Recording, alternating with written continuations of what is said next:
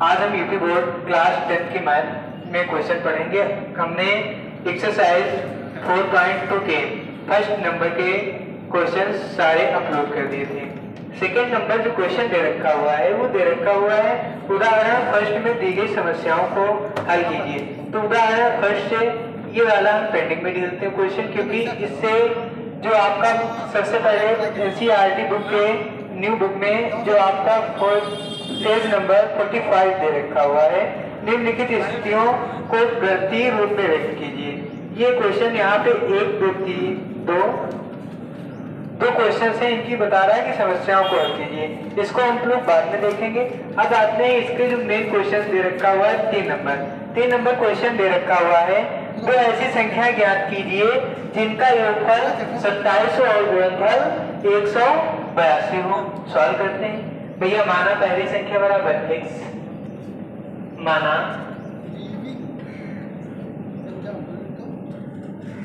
पहली संख्या बराबर x और दूसरी संख्या मानेंगे तो क्या मान लेंगे भाई, माना दूसरी संख्या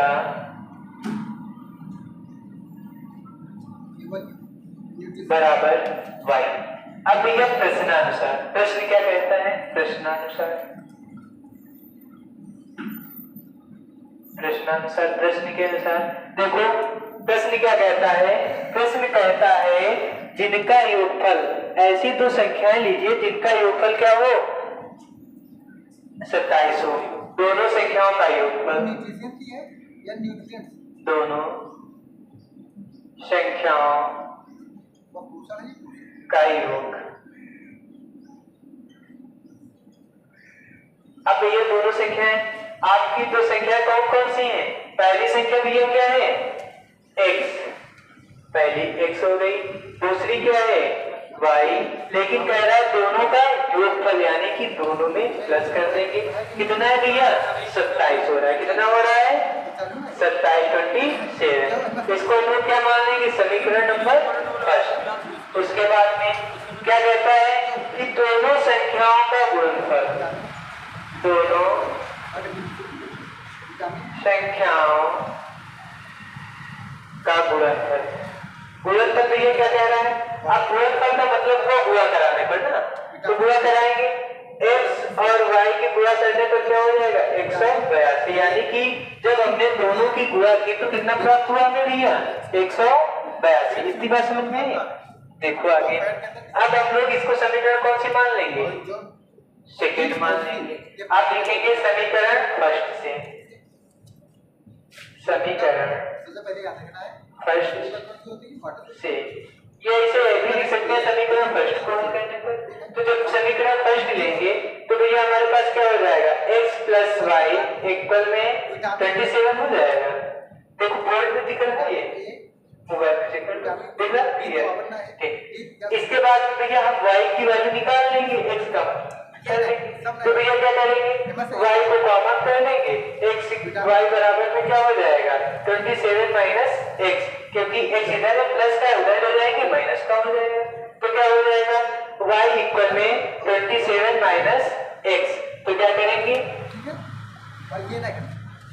y का मान विटामिन डी समीकरण विटामिन ई सेकंड में रखने पर, विटामिन के में रखने पर जब रखेंगे तो क्या भैया हो जाएगा, यहाँ पर x कॉमन कर लेंगे, ब्रैकेट में 27 माइनस x इक्वल में भैया क्या था 182, बराबर में 182 था, 182 कर लिया। मल्टीप्लाई अंदर कराया 27x minus x square equal में 182 हो गया। अब क्या करते हैं, इसका पंचांतरण कर लेते हैं, ये दोनों को उठा करके इसमें ले आते हैं।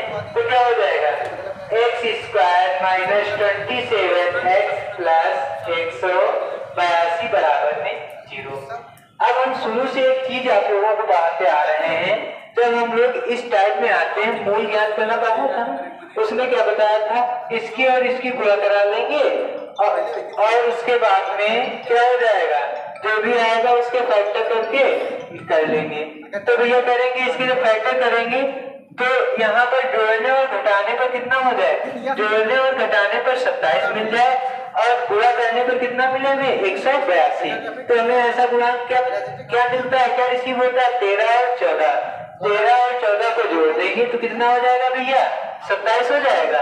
अगर 13 और 14 की गुणा करा दे तो कितना हो जाएगा, गुणा करा देंगे तो 182 हो जाएगा, जोड़ देंगे तो कितना हो जाएगा 27। तो यहाँ पे फिर करेंगे तो क्या हो जाएगा x square minus 14 plus 13 bracket के बाहर x प्लस 182 बराबर में 0 हो गया। अब इंटर कराएंगे x square minus x inter करवा लेंगे तो क्या हो जाएगा 14x प्लस 13x प्लस 182 बराबर में 0। अब भैया इनकी माइनस इंटर करा देंगे तो क्या हो जाएगा x square minus 14x minus 13x plus में 182 बराबर में 0। अब देखिए भैया यहाँ से क्या हो जाएगा, यहाँ पे 2 और यहाँ पे 2 तो तक मिल रहा है ना। तो देखो एक ब्रैकेट में क्या यहाँ पे कॉमन क्या कर लेंगे, x को कॉमन कर लेंगे। जब x को कॉमन करेंगे तो यहाँ पे क्या बचाएगा भैया x, उसके बाद में माइनस लगा हुआ है माइनस लगा लेंगे। उसके बाद में यहाँ से x जाएगा कितना बच जाएगा 14 बच जाएगा, 14 कर लिया, ब्रैकेट बंद कर लिया। उसके बाद में यहाँ पे कॉमन क्या मिल रहा है, दोनों में 13 कॉमन तक मिल रहा है, माइनस का 13 कॉमन कर लिया, ब्रैकेट लगा लिया। यहाँ पे क्या बचा x माइनस 182 बराबर में 0। अब हम लोग क्या करते हैं एक एक ब्रैकेट को ओपन करेंगे। एक ब्रैकेट में क्या हो जाएगा x माइनस 14, दूसरे में क्या हो जाएगा x माइनस 13 बराबर में 0 हो जाएगा। एक एक ब्रैकेट को ओपन करेंगे x माइनस 14 बराबर में 0 तो x बराबर में 14, ठीक। उसके बाद में क्या हो जाएगा x माइनस 13 बराबर में 0, x बराबर में 13। तो भैया पहली संख्या क्या निकल के आई आपकी, x की जगह पे क्या हो जाएगी पहली संख्या, एक संख्या 14 हो जाएगी, दूसरी क्या हो जाएगी 13। उसके बाद में देखो सेकंड नंबर में क्या कहता है, अगला जो 4 नंबर जो लिखा हुआ है 4 नंबर क्वेश्चन कह रहा है कि 2 क्रमागत धनात्मक पूर्णांकों को ज्ञात कीजिए जिनके वर्गों का योग 365 हो। माना 2 क्रमागत बता रहा है ना, तो माना पहला पूर्णांक, माना पहला धनात्मक पूर्णांक, ये तो पहला साइड एक प्रकार का होता है, कौन सा माना एक तो पहला साइड एक पहला से जुआ है, खटमल है, धनात्मक ये कहाँ रहते हैं शरीर के ऊपर पूर्णांक। तो भैया क्या मानेंगे बराबर में x। अब उसके बाद में कह रहा है दूसरा क्रमागत है ना, माना दूसरा मतलब है जो शरीर के अंदर है क्रमागत, शरीर के ऊपर तो एक तो मतलब है जिससे जुआ क्रमागत खटमल धनात्मक पूर्णांक इनको के अंदर ये टीनिया सोडियम जो शरीर के अंदर। तो भैया इसका क्या हो जाएगा, क्रमागत है ना, तो 0 के बाद क्रम के अनुसार क्या आता है 1 आता है ना, तो लिख लेंगे x प्लस 1 हो जाएगा। अब प्रश्न क्या कहता है,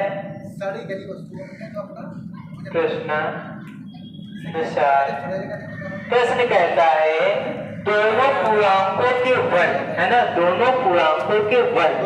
भैया दोनों के पूर्णांक क्या है, पहला पूर्णांक x है प्लस दूसरा पूर्णांक x प्लस 1 है, दोनों पूर्णांकों के वर्गों के योगफल के बराबर में कितना है भैया आपका 365।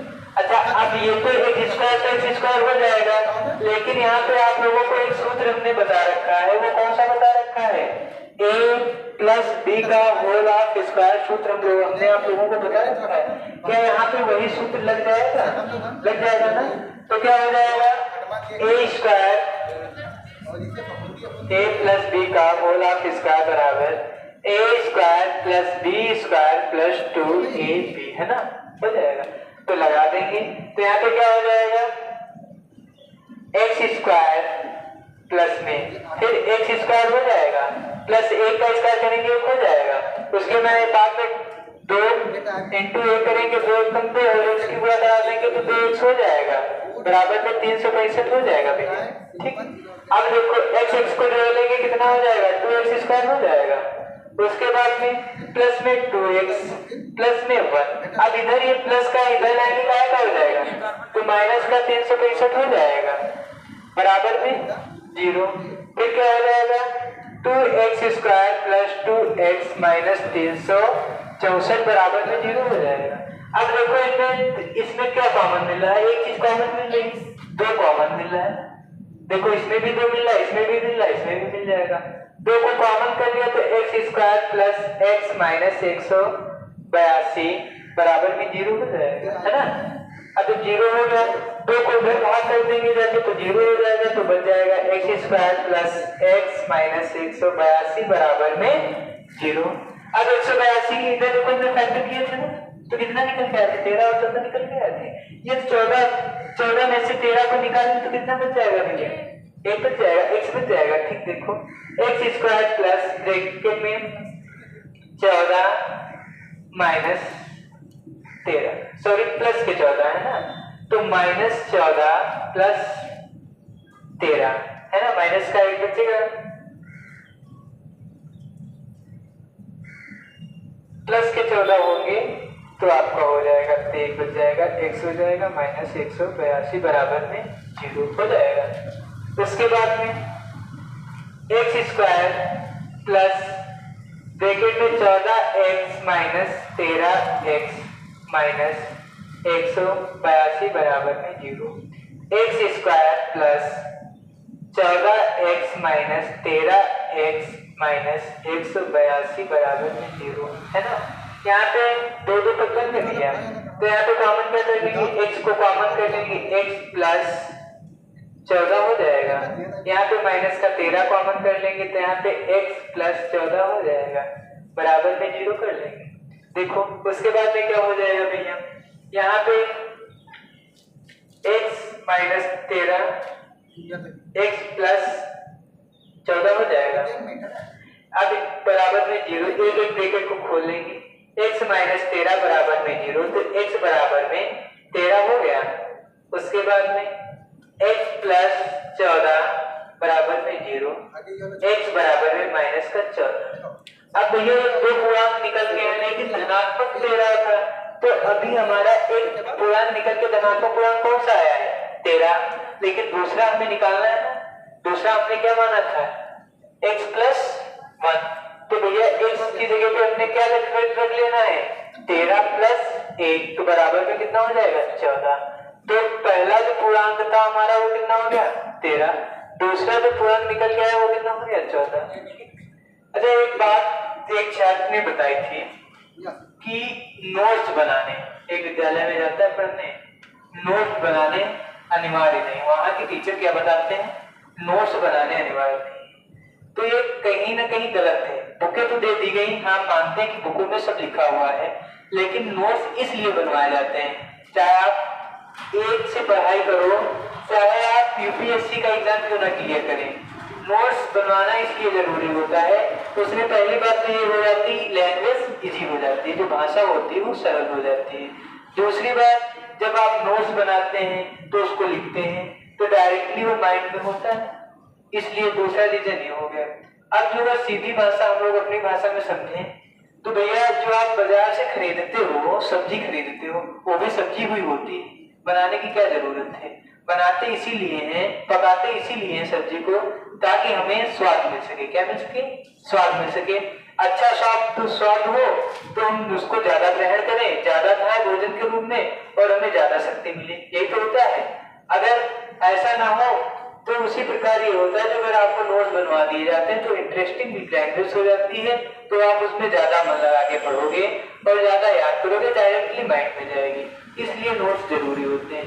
तो ये जितने भी अध्यापक या गुरुजन जो भी लोग कहते हैं कि नोट्स जरूरी नहीं है, इम्पोर्टेंट नहीं है, तो एक ही बात है कि बच्चों के भविष्य के साथ खिलवाड़ न करें, क्योंकि नोट्स उतने ही जरूरी हैं नोट्स उतने ही जरूरी हैं जितना कि कच्ची सब्जी से पकी सब्जी खाना। दूसरी बात, जितना आप अच्छे नोट्स तैयार करवाएंगे उतना अच्छी जो है बच्चा जो है अचीवमेंट हासिल करेगा, अच्छी अच्छी उसको उपलब्धि हासिल होगी। जब उपलब्धि हासिल होगी तो नाम आपका भी होगा साथ में कि हाँ हमने उन अध्यापक से पढ़ाई की या हमें उन अध्यापक के द्वारा एजुकेशन दिया गया। तो इसलिए सभी गुरुजनों से करबद्ध निवेदन है कि आप ना बनवाए नोट्स, वो अच्छी बात है, लेकिन ये मत बच्चों के अंदर भावनाएं डालें कि नोट्स बनाना गलत है या नोट्स ना बनवाएं या नोट्स बनवाकर पढ़ा रहे हैं तो गलत है। क्योंकि अगर, और दूसरी बात, खाना तो सभी के सामने रखा होता है, जब तक खाना नहीं चलाते नहीं खा सकते ना। तो इससे अच्छा है आप लोग जो है नोट्स बनाते जाइए। अब नोट्स का एक और दूसरा भी तरीका होता है, ये नहीं नोट्स का मतलब ये नहीं हो जाता भैया कि आपको पूरी की पूरी किताब लिखवा दी जाए, ये गलत तरीका होता है। नोट्स का मतलब होता है एकदम इजी करवा करके ही दिया जाए। नहीं तो किताब की बात हो गई जो है किताब को, तो आपका विद्या, क्वेश्चन बैंक, अवतार, ये सब प्रकाशन क्यों चले, क्यों आप लोग उससे पढ़ो। तो नोट्स जो अगर आप लोग अच्छे बना लेते हो तो आपको ना ही विद्या की जरूरत होती है ना ही किसी क्वेश्चन बैंक की जरूरत होती है। अगर सब्जी अच्छी हो तो आप बाहर खड़े होकर पानी पूरी क्यों खाए, है ना। देखो आगे क्वेश्चन, देखो 5वां नंबर है। कहने का तात्पर्य सीधी सी बात है, अगर स्कूल में अच्छी शिक्षा मिलने लगे तो छात्र कोचिंग क्यों जाएं। अगर सही से अध्ययन होने लगे इस कॉलेजों में, स्कूलों में, तो छात्रों को क्यों बाहर रुपए देना पड़े। एक तो पहली बात तो गवर्नमेंट कॉलेज जो है सबसे सब निंदा करे हुए हैं, एक टीचर है बाकी सब्जेक्ट वो सारे देख रहा है, क्लासे वो सारे देख रहा है, कहीं ना कहीं इसमें भी सुधार हो। और दूसरी बात, अगर आप प्राइवेट कॉलेज में पढ़ रहे हैं फिर भी आपको कोचिंग करनी पड़ रही है तो गलत। तो कहीं ना कहीं सब्जेक्ट टीचर नहीं मेहनत कर रहे हैं, कहीं ना कहीं दिक्कतें। चलिए आगे बढ़ते हैं क्वेश्चन नंबर 5 की तरफ। क्वेश्चन नंबर 5 कह रहा है, बिजनेस बंद करा रहा है सर जी। देखो भैया, एक समकोण त्रिभुज की ऊंचाई आधार से 7 कम है, यदि कर्ण 13 हो जाए तो अन्य 2 भुजाएं ज्ञात कीजिए। तो भैया देखो, सबसे पहले हमें ऊंचाई भी पता है। देखो क्या क्या चीजें होती हैं आपकी एक त्रिभुज में, क्या क्या होती हैं, लंब, कर्ण, आधार। जो लंब होता है उसे ही क्या बोलते हैं, ऊंचाई बोलते हैं ना।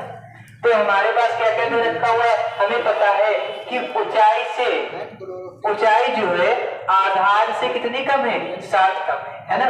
जितनी भी ऊंचाई निकलेगी जाके आपकी, सॉरी जितना भी आधार होगा उससे क्या होगा, 7 कम हो जाएगी ऊंचाई, ठीक। और कर्ण हमें 13 दे रखा हुआ है, यानी कि हमें पता कौन सी चीज नहीं भैया, आधार नहीं पता है क्या है ना। तो माना आधार बराबर x, माना आधार बराबर x है ना, माना आधार बराबर x।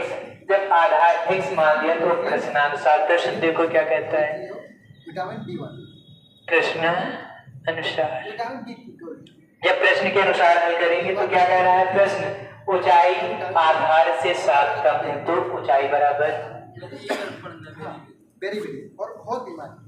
ऊंचाई बराबर, ऊंचाई आधार से 7 कम है ना।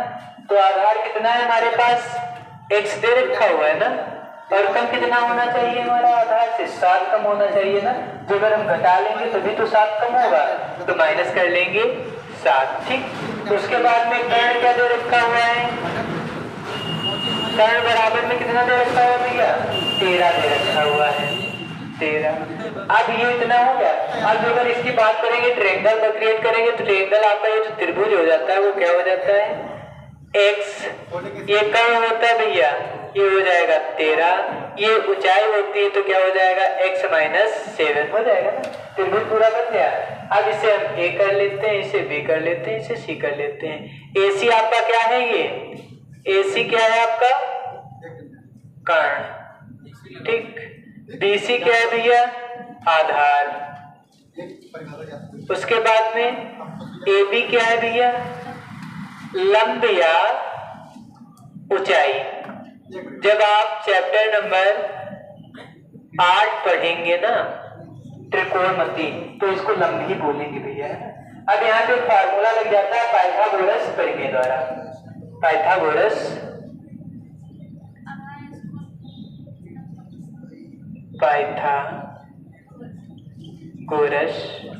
प्रमेय से। पाइथागोरस प्रमेय क्या कहता है भैया? कर्ण का स्क्वायर कर लो बराबर में किसका करना है? आधार और ऊंचाई का स्क्वायर। आधार का स्क्वायर प्लस में ऊंचाई का स्क्वायर। ऊंचाई का स्क्वायर या लंब का स्क्वायर, सभी की मान रख देने। कर्ण का मान बेटा कितना है? 13। आधार क्या दे रखा हुआ है? x square. उसके बाद में ऊंचाई क्या दे रखी है? 7 माइनस x माइनस 7 है ना। 13 का जब वर्ग करेंगे तो कितना हो जाएगा भैया? 169 बराबर में x का स्क्वायर करेंगे तो क्या हो जाएगा? x square. अब यहाँ पर फिर फार्मूला लग जाता है। कौन सा लग जाता है भैया? a माइनस बी का होल ऑफ स्क्वायर क्या होता है? a square plus b square, यानी कि x square plus 7 plus minus 2a भी होता है ना, तो 7 दूनी 14x है ना, ये हो जाएगा। अब पंचांतरण कर लेंगे तो क्या हो जाएगा? x स्क्वायर प्लस x कितना हो जाएगा? 2x square plus 49 minus 14x minus 169 हो जाएगा। अब यहाँ पे क्या बच जाएगा? 2x square minus 14x। अब जब प्लस के 49 माइनस के 169 से जाएंगे तो कितना बच जाएगा भैया? 120 माइनस 120 बराबर में 0 है ना। यहाँ पे कॉमन क्या मिल रहा है भैया? 2 को हटा देंगे तो क्या बच जाएगा? x square minus 7x minus 60 बराबर में 0 है ना। आज 60 के जो में गुणनखंड करेंगे तो क्या हो जाएगा? 12 पंचे 60 यानी 12 5 60 होता है। अगर माइनस के 12 में 5 जोड़ दिया जाए तो कितना हो जाएगा? माइनस का 7 बच जाएगा ना। तो लिख लेंगे x square minus 12 minus 5x minus 60 बराबर में 0। तो क्या हो जाएगा? x square minus 12x minus 5x minus 60 बराबर में 0। तो क्या हो जाएगा भैया? x square minus 12x plus 5x minus 60 बराबर में 0। यहाँ पे कॉमन क्या मिल रहा है? x कॉमन मिल रहा है तो क्या बच जाएगा? x minus 12। यहाँ पे कॉमन क्या मिल रहा है? प्लस का 5, तो यहाँ पे क्या बच जाएगा? x माइनस 12 बराबर में 0। एक ब्रैकेट में हो जाएगा x माइनस 12, दूसरे में हो जाएगा x प्लस 5 बराबर में 0 हो जाएगा। अब इसको सॉल्व करेंगे। जब इसको सॉल्व करेंगे तो बेटा क्या बच जाएगा? x माइनस 12 बराबर में 0, तो x बराबर में कितना हो जाएगा? प्लस का 12। उसके बाद में दूसरे में दे रखा हुआ है x प्लस 5 बराबर में 0, तो x बराबर में माइनस का 5 हो जाएगा ना। अब भैया हमारा जो है आधार तो निकल आया। आधार कितना निकल के आ गया? जो प्लस का दे रखा हुआ है उसे ही लेंगे। आधार बराबर कितना निकल के आया? 12। लेकिन ऊंचाई हमें ज्ञात करनी है, तो ऊंचाई ज्ञात करेंगे तो क्या हो जाएगा? ऊंचाई बराबर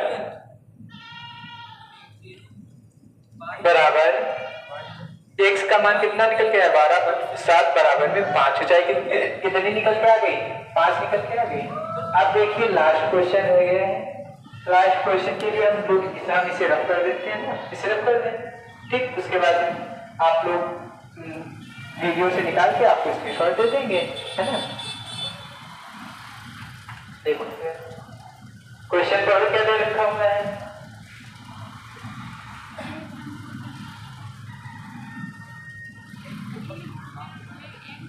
देखो दे रखा हुआ है एक कुटीर उद्योग में एक दिन में कुछ बर्तन बनते हैं, बर्तनों का निर्माण करता है। एक दिन विशेष रूप से यह देखा गया कि प्रत्येक नग की निर्माण की लागत उस दिन के निर्माण किए गए बर्तनों की संख्या से संख्या के 2 गुने से 3 अधिक है। यदि दिन में कुल निर्माण लागत 90 थी तो निर्मित बर्तनों की संख्या को ज्ञात कीजिए ना। देखो भैया, माना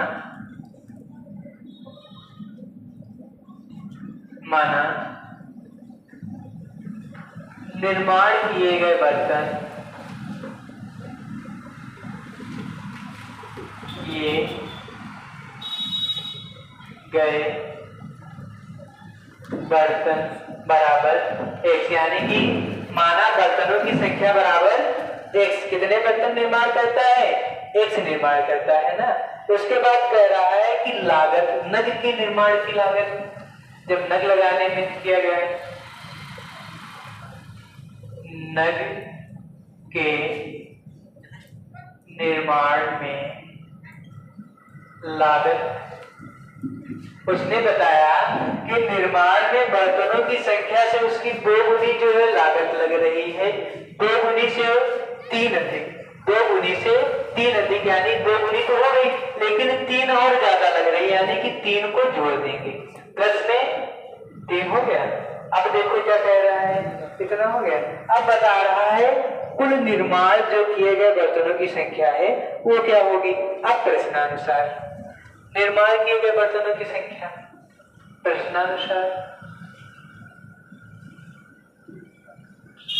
प्रश्न क्या कहता है, इतने जो है करके इतने बर्तनों की जो कुल कीमत निकालेंगे ना तो पूरा कर देना। एक बर्तन इतना हो रहा है तो इसमें 2x + 3 बराबर में कितना आ रहा है। भैया कह रहा है कुल निर्माण की लागत जो आ रही है वो 90 रुपए आ रही है, तो 90 कर लिया गया, तो इसमें गुणा करा दी तो कितना हो गया 2x² + 3x बराबर में 90 ना। तो यहाँ पे कितना हो गया भैया 2x² + 3x - 90 है ना, बराबर में 0। अब 90 की डिग्रियां ऐसे आप लोगों को फैक्टर करने हैं, गुणा करने पर कितना हो जाए 90 हो जाए, और जोड़ने या घटाने पर बीच में कितना बचना चाहिए 3 बचना चाहिए। सॉरी, गुणा करने पर 180, क्योंकि 9 2 18 a इंटू सी करते हैं ना, तो 180 हो जाए, और भाग घटाने पर कितना बचना चाहिए 3। यदि 15 और 12 की गुणा कर दें तो कितना हो जाएगा 180 हो जाएगा, घटाने पर कितना बच जाएगा प्लस का 3। देखो भैया 2x² + 15 - 12x - 90 बराबर में 0 हो जाएगा। तो क्या हो जाएगा 2x² + 15x - 12x - 90 बराबर में 0। तो क्या हो जाएगा 2x² + 15x - 12x - 90 बराबर में 0। तो कि भैया यहाँ पे तो हो गए, यहाँ पे कॉमन क्या मिल रहा है भैया x कॉमन मिल रहा है, तो x को कॉमन कर लिया, तो यहाँ पे क्या हो गया 2x² + 15, सॉरी 2x + 15, यहाँ पे माइनस के 12 को कॉमन कर लिया, तो सॉरी यहाँ पे 6 को कॉमन करेंगे ना, 15 से 90, 6 को कॉमन करेंगे तो 2x - 15 माइनस प्लस 15 बराबर में 0। तो एक ब्रैकेट में हो गया 2x + 15, दूसरे में हो गया x - 6 इक्वल में 0। तो यहाँ पे हो जाएगा 2x + 15 बराबर में 0, 2x बराबर में -15, तो x को कॉमन कर लिया तो -15/2 है ना। उसके बाद में x - 6 इक्वल में 0, इसको किया तो x बराबर में 6। हम माइनस वाली वैल्यू लिखते नहीं है तो क्या रखेंगे प्लस की क्या आई है 6 वैल्यू निकल के आएगी ना।